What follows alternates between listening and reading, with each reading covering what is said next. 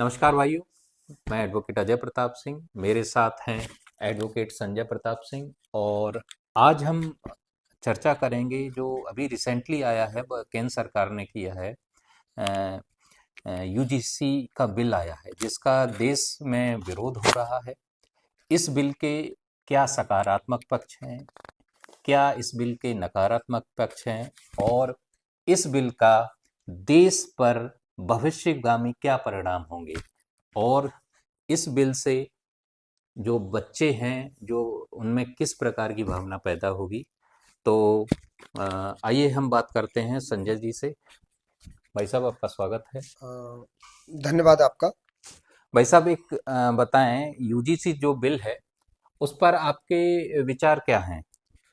पहले तो मैं, अगर आपकी अनुमति हो, तो मैं यूजीसी बिल जो वर्तमान में आया हुआ है, मैं उस पर विषय रखे दे रहा हूँ कि सरकार का ये बिल कहता क्या है। एक्चुअली में सरकार का ये जो बिल कहता है, उच्च शिक्षण जितने भी संस्थान हैं, साथ में ही विश्वविद्यालय भी हैं, यूनिवर्सिटियां हैं, उसमें जातिगत आधार पर भेदभाव, पूरे बिल में अगर हर जगह पर हम जाएंगे तो जातिगत आधार पर भेदभाव वाला एक इसमें जोड़ा गया है। अब जातिगत भेदभाव, हमारा अनुच्छेद 15 ये कहता है कि लिंग, धर्म, जाति, जन्म, क्षेत्र के आधार पर किसी भी तरह का कोई भेदभाव नहीं होना चाहिए। लेकिन विषय आता है कि यहाँ पर जो जातिगत भेदभाव में जोड़ा गया है, मूल रूप से जोड़ा गया है दिव्यांगजन। दिव्यांगजन भी शब्द नहीं आया है उस जगह पर, माफी चाहूंगा, दिव्यांगजन भी शब्द नहीं आया है, वो अनुच्छेद 15 में है। SC, ST, अन्य पिछड़ा वर्ग, ये आपके तीन शब्द आए हुए हैं।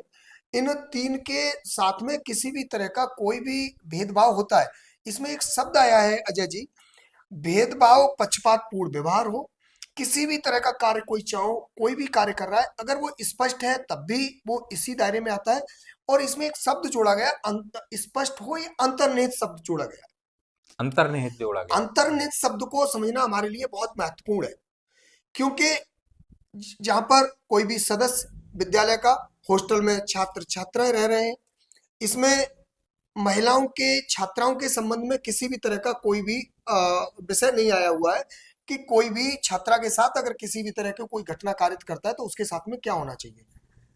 तो SC, ST और अन्य पिछड़ा वर्ग के साथ में जातीय आधार पर मात्र अगर पिछड़े वर्ग का सदस्य ये कह दे कि अमुक लड़की, बदले की भावना से ही शिकायत करते हैं कि मुझे ऐसा प्रतीत होता है कि अमुक लड़की ने, वो जो सामान्य वर्ग की छात्रा है, उसने मेरे साथ इस तरह से टोका या इस तरह से बोला, तो वो इस भेदभाव वाले इसमें आता है। यहाँ पर मैं एक बात आपसे कहना चाहता हूँ कि हमारी उत्तर प्रदेश सरकार है आजकल मिशन शक्ति चला रही है जी। महिला सशक्तिकरण के लिए। तो जो हमारी बच्चियां हैं, जी। जो पढ़ने वाली छात्राएं हैं, और या फिर प्रोफेसर्स हैं, या फिर किसी शिक्षण संस्थान में किसी भी पद पर स्टाफ हैं, अगर उनके साथ कोई घटना SC ST या OBC वर्ग का व्यक्ति करेगा, किसी प्रकार की छेड़छाड़ या कोई ऐसी अश्लील हरकत, तो क्या वो इस पे शिकायत कर सकती हैं? नहीं, क्षमा चाहूंगा, इस बिल का जो हमने अध्ययन किया है, जो बिल की ड्राफ्ट तैयार हुई है, उस बिल में छात्राओं के संबंध में किसी भी तरह का कोई ब्यौरा नहीं है। हम्म। इसीलिए यह बिल, इस बिल का भारतवर्ष में विरोध हो रहा है। सामान्य वर्ग में जो भी आने वाले सभी इस बिल को जो समझ रहे हैं, वो विरोध क्यों कर रहे हैं, इसको हमें समझना पड़ेगा। अच्छा। क्योंकि बच्ची के साथ में किसी भी जाति, संप्रदाय, समाज, धर्म की बच्ची है, उसके साथ में क्या हो रहा है, इस बिल में कहीं पर भी कोई मसौदे में शब्द एक भी नहीं आया है। अगर वो बच्ची सामान्य वर्ग की है और उसके खिलाफ पिछड़े वर्ग का कोई भी छात्र अगर झूठी भी शिकायत करता है तो उस पर कार्रवाई होगी। अब कार्रवाई क्यों होना तय है, इसमें हमारा समझना आवश्यक है।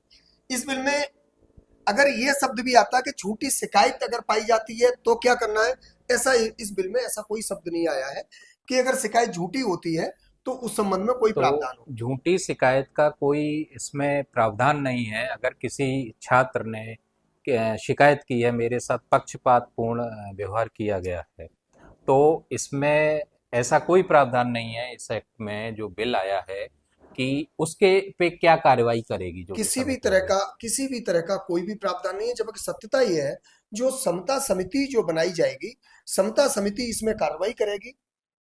निराकरण भी शब्द नहीं है, कार्रवाई शब्द लिखा हुआ है। कार्रवाई शब्द है। कार्रवाई शब्द लिखा कार्रवाई हुआ है। का थोड़ा स्पष्ट रूप से, साधारण रूप से आप समझें, जिससे देखने वालों को समझ में आए कि कार्रवाई का कार्रवाई आशय क्या है। कार्रवाई होना निश्चित है। अगर किसी ने झूठी शिकायत की और अगर समिति उसमें झूठी शिकायत पाती है, तो वो उसके खिलाफ अगर कार्रवाई नहीं करती है, तो अगर पिछड़े वर्ग का कोई भी छात्र अगर उसने ये कह दिया कि अमुक व्यक्ति ने मेरे खिलाफ ये मेरी शिकायत पर कोई कार्रवाई नहीं की गई है, तो निश्चित ही उसके खिलाफ कार्रवाई होना तय है।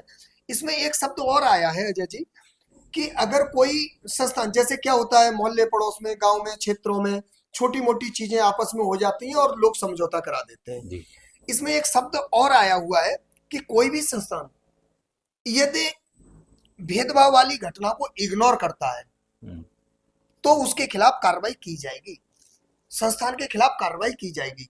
तो मेरा मानना है कि अगर शिकायत हुई है, तो वो शिकायत खत्म नहीं होगी, उसके खिलाफ कार्रवाई होना तय है, चाहे शिकायत झूठी अगर हो या चाहे शिकायत सही जांच में कोई संस्थान को शिकायत झूठी मिलती है, उस कंडीशन में संस्थान को क्या डायरेक्शन दी गई है कि संस्थान उस स्थिति में झूठी शिकायत में क्या कार्रवाई कर हो। इस सकता बिल है? में इस तरह की कोई भी किसी भी तरह का संस्थान के लिए दिशा निर्देश नहीं है। उल्टा ये दिशा निर्देश है कि अगर संस्थान ने इस भेदभाव वाली शिकायत पर कोई भी लापरवाही बरती हम्म। या घटना को इग्नोर किया, तो उसके खिलाफ कार्रवाई सुनिश्चित की जाएगी। सुनिश्चित की जाएगी। इसमें एक चीज और समझना है, जैसा कि आपने बोला था कि इस बिल का नकारात्मक प्रभाव या हिंदू एकता पर क्या प्रभाव पड़ेगा। वर्तमान में जो भारतीय जनता पार्टी संगठन है, मेन जो वोट बैंक है, हिंदुज्म के नाम पर पूरा वोट मिलता है, ये हमें विशेष समझना पड़ेगा।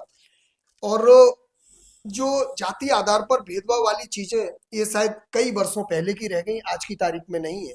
सो भी ऐसे उच्च संस्थानों में जहां पर बच्चे पढ़ने के लिए जाते हैं, 12th करने के बाद वहां ग्रेजुएशन करते हैं, पीजी करते हैं, कोई इंजीनियर बनने के लिए सोच रहा है और कोई डॉक्टर बनने के लिए सोच रहा है, कोई जज बनने के लिए सोच रहा है, कोई आईएएस आईपीएस बनने के लिए सोच रहा है, ऐसे बच्चे वहां पर जाते हैं। अगर उनके अंतर्गत इस बिल में एक और चीज है कि इस बिल का प्रचार प्रसार किया जाएगा, इसका मतलब हम उन बच्चों को जातिगत आधार पर वैमनस्यता में हमने धकेल दिया। ये जो स्टूडेंट हैं, हमारे जो बच्चे हैं, जी। 18 वर्ष से लगभग के आसपास उम्र होती है, जी। उनमें जातीय जहर घोलने के घोला जा रहा है। जातीय जहर घोलने से देखिए दो चीजें हैं। आज की तारीख में सामान्य वर्ग का जो भी है व्यक्ति, महिला या पुरुष, वो इस बिल के विरोध में सरकार से मांग कर रहा है कि इस बिल को वापस लो। अब इसी आप इसको लेकर के ओबीसी जो वर्ग है, हमारा पिछड़ा वर्ग है, बीसी वर्ग है, वो इसके विरोध में इसलिए आएगा कि ये वापस ना हो। हम्म। तो दोनों वर्गों में एक वैमनस्यता आज से वैमनस्य। ये बिल आने से शुरू हो गई। जो हिंदू एकता जो 2014 से शुरू किया था, हम्म। और मुझे लगता है इस पर बहुत बड़ा प्रभाव पड़ेगा।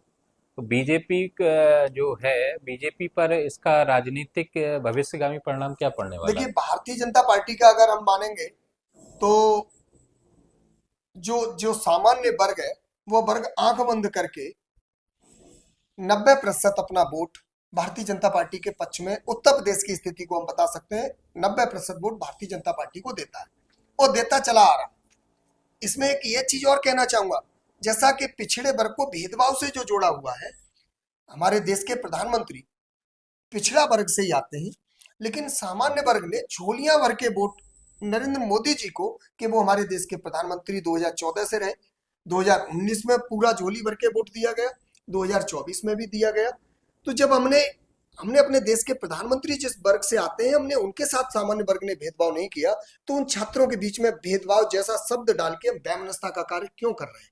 तो निश्चित ही जिस तरह से सोशल मीडिया पर यूजीसी बिल को लेकर के जो विरोध चल रहा है, हम्म। अगर वह विरोध वोट में परिवर्तन अगर आधा भी हो गया, तो निश्चित ही भारतीय जनता पार्टी के लिए बड़ा नुकसान होगा। अभी हम देख रहे हैं कि जगह जगह विराट हिंदू सम्मेलन चल रहे हैं। हम्म।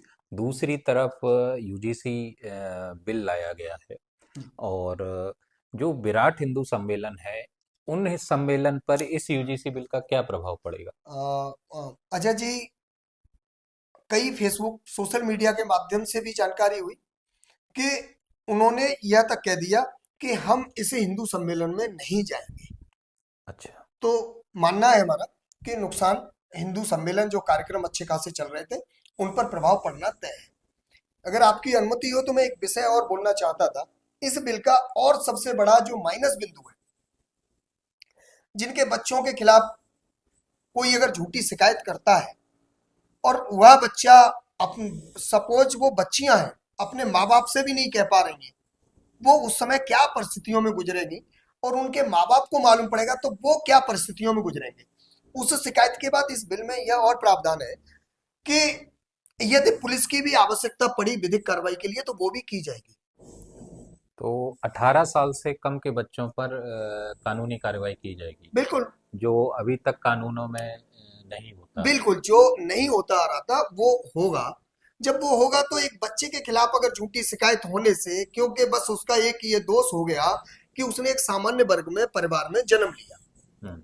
तो उसका ये दोष होने से अगर उसके खिलाफ एक रेड निशान मिल गया, यूनिवर्सिटी से निकाल दिया जाए, उसके खिलाफ कोई भी विधिक कार्रवाई की जाए, तो मेरा मानना है उस बच्चे का भविष्य खत्म हो जाएगा। क्योंकि जहां भी वो अपना ट्राई करेगा, किसी भी जॉब में ट्राई करेगा, तो सर्वप्रथम थाने का पुलिस का ये सारा रिकॉर्ड लगता है, वह रिकॉर्ड उसके नेगेटिव होगा।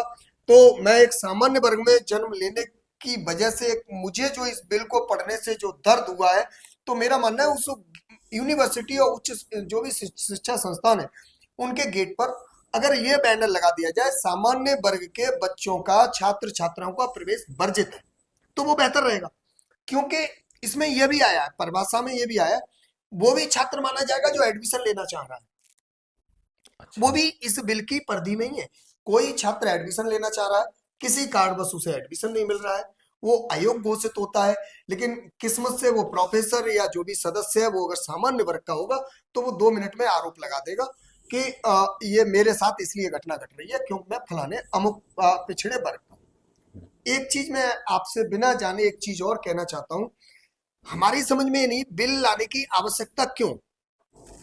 जो बिल लेके आए उनको इस पर आकर के अपना विषय रखना चाहिए, आवश्यकता क्यों। एससी एसटी का हम मानते हैं, महिलाओं का, बच्चियों का मानते हैं, महिला बच्चियों को इस बिल में नहीं रखा गया, जातिगत आधार पर मात्र रखा गया। आवश्यकता क्यों, यह बिंदु हमारे लिए सबसे महत्वपूर्ण है। क्योंकि पिछड़े वर्ग जिसको शामिल किया गया, उसमें पिछड़े वर्ग में एक कहावत चली आ रही है मार्शल कॉम। हम्म। इस बिंदु पर बहुत ज्यादा ध्यान देने की आवश्यकता है। अगर हम मार्शल कॉम की बात करते हैं तो भारत में मार्शल कॉम के रूप में जो जानी जाती हैं वो यादव हैं, जो पिछड़े वर्ग में आती हैं, जाट हैं, गुजर हैं और अन्य कौम भी हो सकती हैं। इसमें अगर सामान्य में आ जाए तो ठाकुर कौम या क्षत्रिय कौम को मार्शल कौम में रखा गया। तो जब मार्शल कौम ओबीसी में है और वो मार्शल कौम जिनका माना गया है और वो मार्शल कौम दबी कुचली या भावनात्मक रूप से उनके खिलाफ कोई कैसे कर सकता है। अगर भावनात्मक रूप से अगर कुछ कर सकता है तो मेरा मानना है वैश्य समाज सबसे ज्यादा पीड़ित होगा उच्च संस्थानों में। क्यों? देखिए, आज के उद्योग में अगर हम देखेंगे तो वैश्य समाज समाज की भूमिका महत्वपूर्ण है।